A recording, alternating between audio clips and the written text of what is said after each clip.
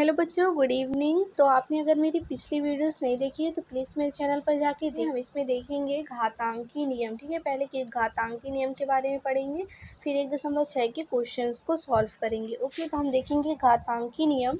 First number देख लेते हैं। घातांकी नियम में फर्स्ट नंबर में आपको बता देती हूँ।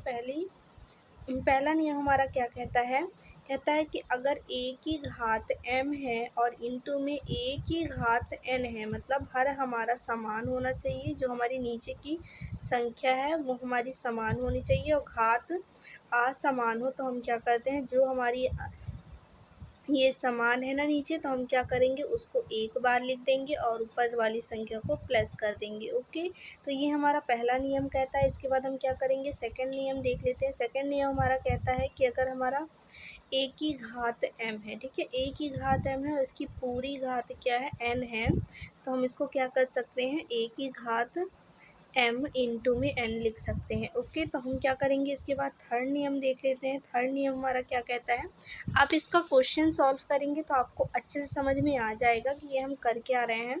देखेंगे, हमारा थर्ड नियम कहता है कि a की घात m है अगर और a की घात n है, तो हम क्या करेंगे, a m माइनस n कर देंगे। ओके, इसके बाद हम क्या करेंगे, 4 नंबर नियम देख लेते हैं। 4 नंबर हमारा नियम क्या कहता है, a की घात m है इंटू में b की घात क्या है, m है, मतलब हमारा क्या होना चाहिए, जो नीचे की संख्या है वो असमान होनी चाहिए और घात एक जैसी होनी चाहिए। तो हम क्या करेंगे, एक साथ इसको लिख देंगे नीचे वाली संख्या को और ऊपर वाली संख्या को एक बार लिख देंगे। तो ये हमारे हो गए 4 नियम। और मैं एक और नियम बता देती हूँ आपको, 5 नंबर। जैसे कि अगर हमारा लिखा हुआ है a की घात 0, तो ये हमारा हमेशा क्या होता है, 1 होता है। ओके, ठीक है, ये आपके नियम हो गए हैं घातांकी नियम। तो आपको इसको याद कर लेना है। इसको याद कर लेंगे तो आपको क्वेश्चन भी अच्छे समझ में आएगा। तो हम बढ़ते हैं क्वेश्चन की ओर। फर्स्ट नंबर क्वेश्चन देख लेते हैं। फर्स्ट नंबर क्वेश्चन हम देखेंगे क्या लिखा हुआ है, 64 की घात 1/2। पहले हम क्या करेंगे, इस 64 का वर्गमूल निकालेंगे। ओके, एलसीएम निकालेंगे 64 का। देखेंगे 64 का वर्गमूल निकालेंगे तो क्या करेंगे, 2 से करेंगे तो 2 तिहाई 6 होता है, 2 दूनी 4 होता है। फिर हम क्या करेंगे, 2 से करेंगे तो 2 एकम 2 हो जाएगा, 2 छक्का 12 हो जाएगा। फिर 2 से करेंगे तो देखेंगे 2 अट्ठे 16 हो जाएगा। फिर 2 से करेंगे तो 2 चौके 8 हो जाएगा, 2 दूनी 4 हो जाएगा और 2 एकम क्या हो जाएगा, 2। ओके, तो ये हमारा क्या हो गया, कट गया। देखेंगे कितने बार में आया है, कितने 2 हैं, 1 2 3 4 5 6। ओके, तो हम क्या कर सकते हैं, 64 की जगह पे 2 की घात क्या लिख सकते हैं, 6 लिख सकते हैं। फिर हम क्या करेंगे, कोष्टक लगा देंगे और 1 बटे क्या लिख देंगे, 2 लिख देंगे। ओके, तो आपको अगर याद हो कि मैंने क्या बताया था, मैंने आपको बताया था कि अगर a की घात m है और इसकी पूरी घात क्या है, n है, तो हम इसका क्या कर सकते हैं, a m का इंटू n कर सकते हैं। तो देखेंगे यही वाला हम नियम लगाएंगे यहाँ पे। तो देखेंगे हमारा a की जगह पे क्या लिखा हुआ है, 2 लिखा हुआ है, m की जगह पे क्या लिखा हुआ है, 6 लिखा हुआ है और n की जगह पे क्या लिखा हुआ है, 1/2। ओके, तो हम इसी में फॉलो करेंगे। जैसे कि a की जगह पर हम क्या लिख देंगे, 2 लिख देंगे और फिर हम क्या लिखेंगे, घात m लिखा हुआ है, m लिखेंगे 6। फिर हम क्या करेंगे, इंटू लगाएंगे, ये वाला इंटू भी लगा सकते हैं और ये वाला भी लगा सकते हैं। ओके, n की जगह पे क्या कर लेंगे, 1/2। ओके, तो हम इसको क्या करेंगे, सॉल्व करेंगे। ठीक है, हम इसको सॉल्व करेंगे तो देखेंगे 2 से 6 कट जाएगा, क्या हो जाएगा, 2 तिहाई में 6। तो हमारी आंसर क्या आ जाएगा, 2 की घात 3। ओके, तो ये हमारा क्या हो जाएगा आंसर।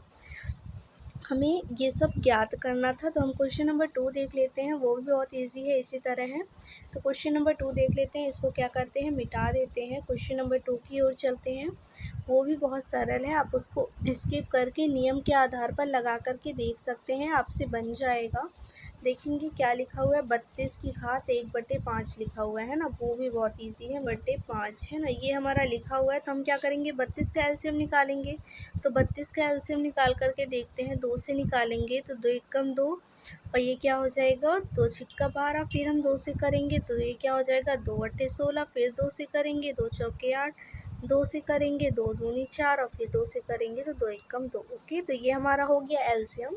देखेंगे कितने बार 2 आए हैं, 1 2 3 4 5। ओके, तो हम क्या लिख सकते हैं, 32 की जगह पर लिख सकते हैं ना, 2 की घात क्या, 5 ऐसे लिख सकते हैं। कोष्ठक को बंद करेंगे, फिर 1/5 लिख देंगे और यहाँ पे बराबर लगा देंगे। ओके, तो अब हम क्या करेंगे, इसी तरह मैंने जो आपको पहला नियम बताया था उसी तरह करना है।